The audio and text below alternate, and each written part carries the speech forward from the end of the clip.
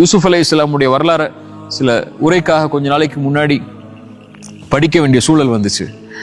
அந்த வரலாறு கொஞ்சம் திருப்பி பாருங்களேன்.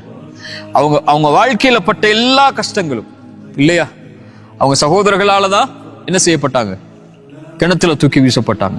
அவங்க சகோதரர்களால தான் ஒரு அற்ப கிரியத்துக்கு விலை பேசப்பட்டாங்க. சகோதரர்களால தான் வாணிப குழுவோடு அனுப்பப்பட்டு அவங்க ஒரு சந்தையில விலை பேசப்பட்டாங்க. அவங்களோட சகோதரர்களால தான் சந்தையில விலை பேசப்பட்டவங்க அரசவைக்குள்ள போனாங்க.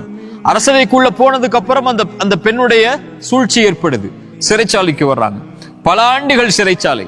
ஒரு கனவுடைய விளக்கம் 2 பேருக்கு சொல்றாங்க, நினைவுபடுத்த சொல்றாங்க அரசர்ட்ட. அவர் மறந்துடுறாரு, ஷைத்தான் மறக்கடிச்சிடறான். இன்னும் பல ஆண்டுகள் சிறைச்சாலை. அதற்கு பிறகு அரசனுடைய கனவுக்கு விளக்கத்தை சொல்லி மக்களிடத்தில் கண்ணியத்தை பெற்று மறுபடியும் அரசவைக்கு வர்றாங்க. அத்துணை ஆண்டுகள் தந்தை அவங்க பிரிஞ்சுட்டாங்க, அத்துணை ஆண்டுகள் உறவுகளை பிரிஞ்சுட்டாங்க.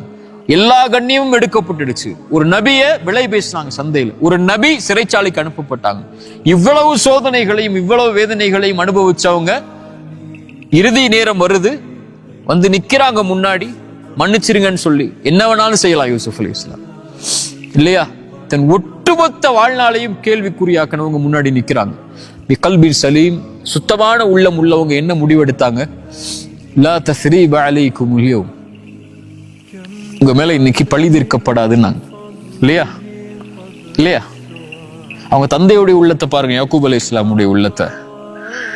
அத்துணை செஞ்சதும் அவங்க பிள்ளைகள் தான் அவங்களுக்கு தெரியும், சகோதரர்கள் தான் தெரியும், அந்த யூசுஃபுடைய சகோதரர்கள் தான் சொல்லி அவங்க தந்தை இடத்துல வந்து கடைசி நேரத்தில் எல்லாத்தையும் ஒத்துக்கிட்டு வந்து நிக்கிறாங்க.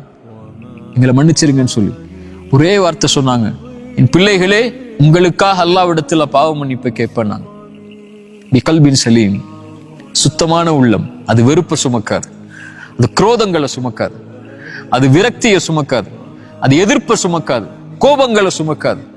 ரசூலுல்லாஹி ஸல்லல்லாஹு அலைஹி வஸல்லம் உள்ளம், மக்காவுடைய வெற்றி, அவ்வளவு அவங்களுடைய வாழ்நாளுடைய எல்லா சோதனைகளுக்கும், கண்ணிய இழப்புக்கும், செல்வ இழப்புக்கும், உறவுகளுடைய பிரிவுக்கும் காரணம் யார்? மக்காவாசிகள்.